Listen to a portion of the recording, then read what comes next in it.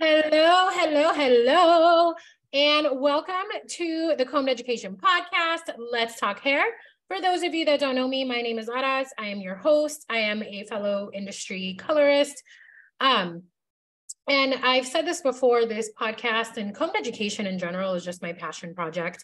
And so there's a lot of things that we cover in this podcast. We talk about hair color, we talk about science, we talk about chemistry, all things hair related. So I'm excited for today's episode because I think this is something that is not talked about a lot. And I want to just share some perspective and just a little bit of like a little knowledge bomb for you. So I want to talk today about how to navigate hair color allergies. Okay.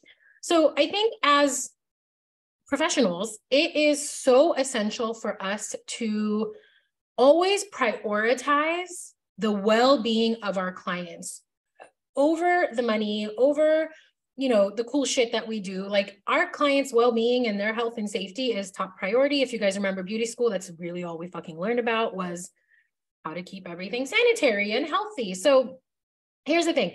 Allergies and sensitivities to hair color are very real, okay?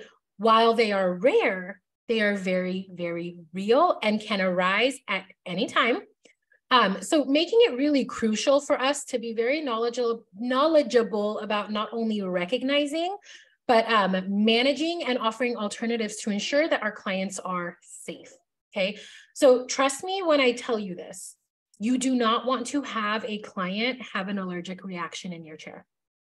Been there, done that, no thank you. So first I want to talk, and you may all know this already, so maybe this is just a little reminder. Maybe some of you don't know this, and this is some new information. Either way, what I'm going to ask is that you be open-minded to the information that I'm sharing. This isn't about I know everything you don't, or I know better and you don't. This is literally about how do we recognize if a client is having an allergic reaction? This is a reminder to pay attention if a client is having an allergic reaction, and also like what to do if this happens. So let's talk about what it looks like to recognize an allergy or a sensitivity. So the number one of many, I guess in no particular order, is skin irritation. So they might get itchy. You might notice redness around their hairline or on their scalp. You may see swelling or a rash on the scalp. The hairline, the neck, behind the ears.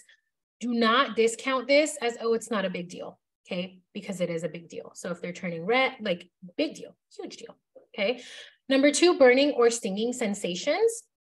So clients can experience this during and even after a color service or a color process. So this usually means that if they're stinging or they're kind of like burning, that they have a sensitivity to an ingredient or a few ingredients in your color. So there are products that may help alleviate the stinging or the burning, okay? I love Megix. Megix has a spray called 1-Up. It's got the polyamine sugars, niacin, vitamins, great.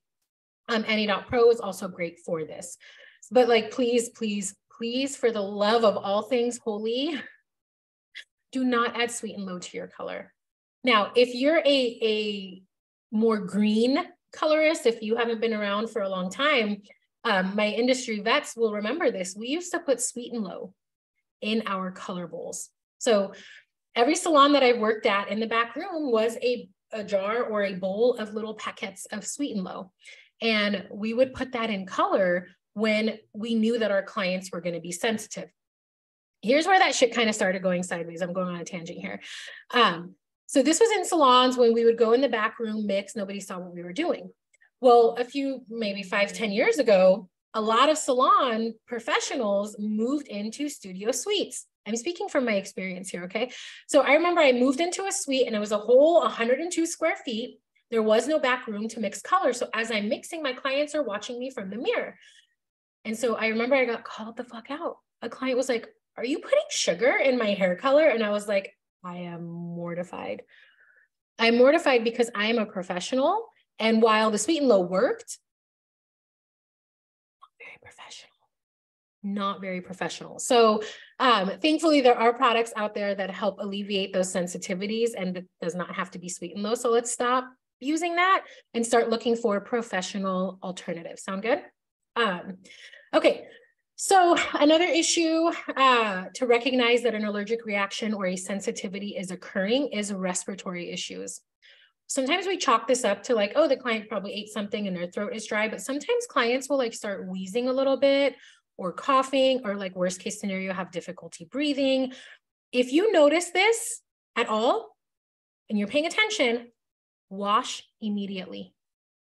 Immediately, do not wait. If they're wheezing or coughing, like do not continue with the service. Remember, their well-being is priority, okay? So do not discount this potential allergy, okay? And then lastly, this is the most serious, is any kind of swelling or inflammation.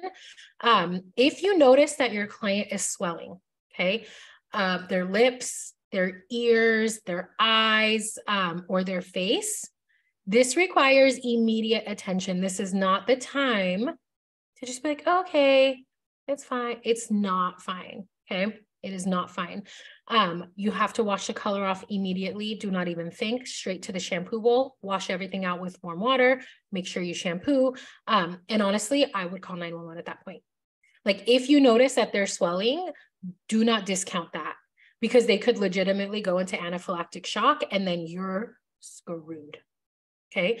So just a reminder, pay attention on what your client is experiencing, because any of these could happen. And then what happens is potentially it progressively gets worse. Okay. So what do you do if your client is having or experiencing an allergic reaction or a sensitivity? First and foremost, stop immediately. Do not continue any kind of process at all. Stop, take them to the shampoo bowl, wash with warm water, get all the color out, and then use shampoo and remove any excess hair color. I don't care if it's halfway processed. I don't care if you only got a quarter of the color on, wash it off immediately, okay? The second thing that you have to do, and this is the hard part because we tend to freak out, is that you have to keep your client calm, which means you must remain calm, okay? Keep your client calm and assure them that you are taking the necessary steps to address whatever situation. Do not panic. The minute you panic, they panic. When they panic, everything escalates. So you could be like, hey, I notice you're getting a little red, or hey, you're kind of coughing a lot. Let's go wash this color off and let's try something else. I don't feel comfortable because you may be having some kind of sensitivity, but stay calm. If they start swelling, this is what happened to me. I'm going to speak from full transparent experience here. I had a client, black hair color all the time. Every 4 weeks, we would do black. And there was one point where this was in my very first salon. I was probably like 3 or 4 years in to my career at best. And I put the color on and I walked to the back room. At the time I was using traditional color. So about 20 minutes later, I come out and she's like, it's kind of hot in here. And she's like, it's really stuffy. And so I looked at her and no shit, guys, like her ears were kind of starting to get really red and swollen. And I noticed like her eyes were getting a little puffy, and she just kept like, touching her throat. And I'm like, oh my God, she's fucking having an allergic reaction right now. And I was like, to the shampoo bowl right now. I panicked. Okay. I full blown panicked. We ran to the shampoo bowl. I was like, call it was awful. It was awful. So she did have a severe allergic reaction, which she had never had before. Nothing changed. No formula didn't change. The color didn't change. So that's a prime example of what not to do. Do not panic, right? Like assure them that you are doing the things that are needed to get done, and stay calm, okay? Next up, get medical help if needed. If the client seems okay during the appointment, then you don't have to like call 911, right? Like if they're breathing and everything's okay and they're just like red and tingly or bumpy, encourage them to go see their doctor, or encourage them to go to like urgent care, just in case. Sometimes allergies progressively get worse. So, encourage them to go see a doctor just in case it gets worse.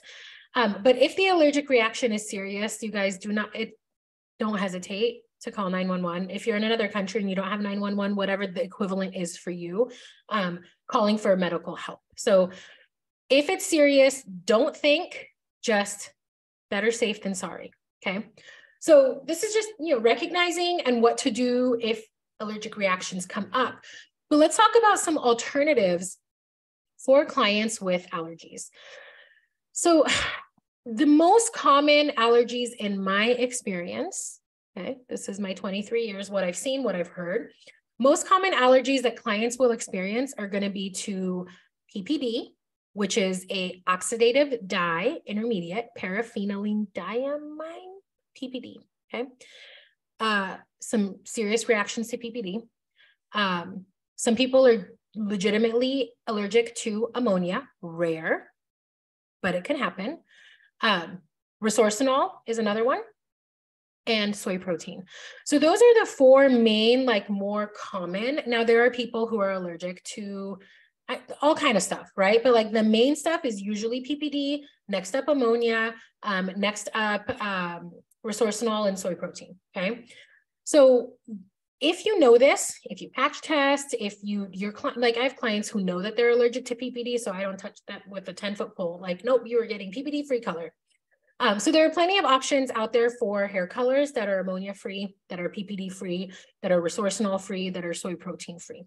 If you know that your client has an allergy, please consider using another line or refer them out to somebody else, because they may say, oh, it's not a big deal. I had a client say that, yeah, I have an allergy, but it's okay. It's okay. I'm like, no, it is not okay.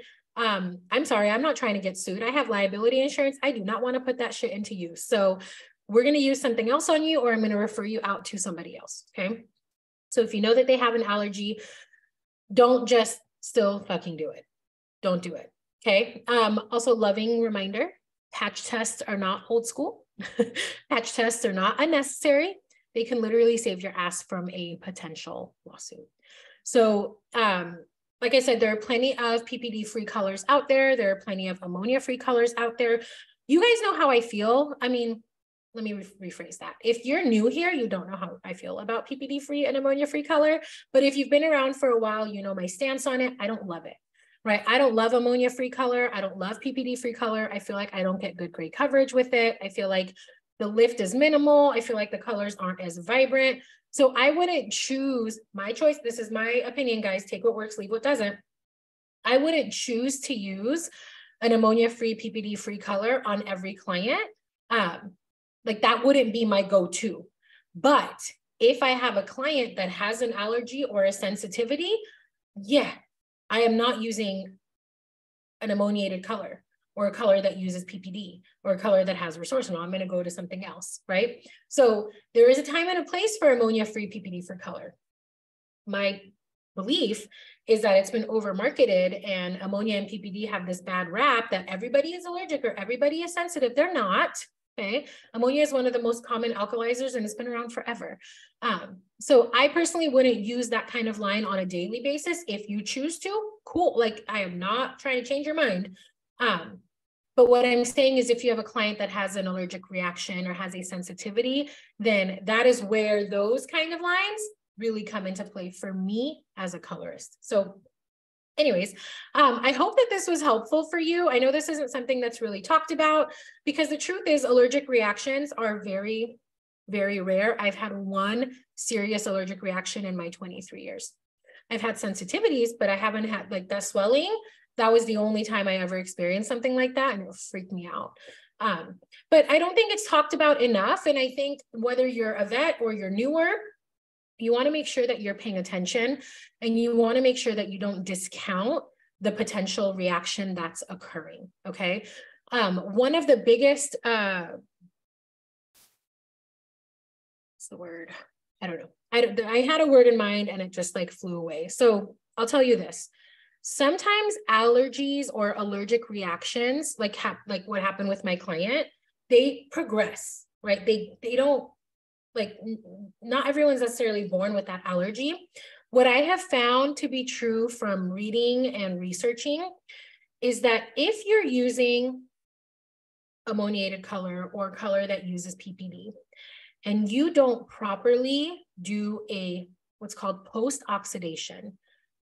Meaning if you don't follow the necessary steps after the color has processed, if you're not rinsing it all out really well, if you're not using the right shampoo to make sure you're removing those dyes and those chemicals, or if you're half-assing your shampoo and there is residual dye that's left on their scalp or their head or on their skin behind their ears, if you don't remove that, that can essentially create an allergy. Like the more you do that, the more they're exposed to the PPD, and it's not fully, you're not fully washing it. I'm not saying it's your fault, but I want you to think about this. If you're not doing proper post-oxidation, making sure all that color is out of the hair, all those chemicals are out of the hair, that could lead to allergic reactions happening. So friendly, loving reminder, patch test, there's not old school, and make sure that when you wash the color off, you're washing all of it off. Rinse like you would a perm, shampoo twice if you need to. Make sure that you don't get staining around their ears or their hairline. And if you do, do what you can to remove it, because all of these things can lead to sensitivity. So yeah, I hope that this was helpful for you guys. I hope this just reminded you a little bit about what's possible behind the chair. Obviously, we don't want any of this to happen. So we have to be on alert and paying attention to what our clients are experiencing in the chair so that their well-being is prioritized. Anyways, I'll see you guys next week. Happy hair coloring.